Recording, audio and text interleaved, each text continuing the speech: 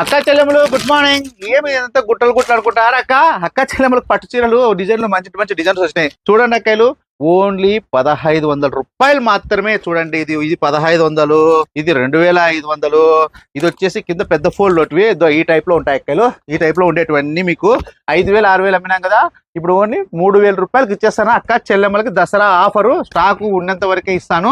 Stock ఉంది కాబట్టి ఇస్తాను అక్కలు. ఆఫర్ లో ఓన్లీ 3000కి ఇస్తానా. ఇది వచ్చేసి 2500, ఇది వచ్చేసి 1500, ఇది వచ్చి 2500, ఇది వచ్చేసి 2500, ఇవన్నీ 1500.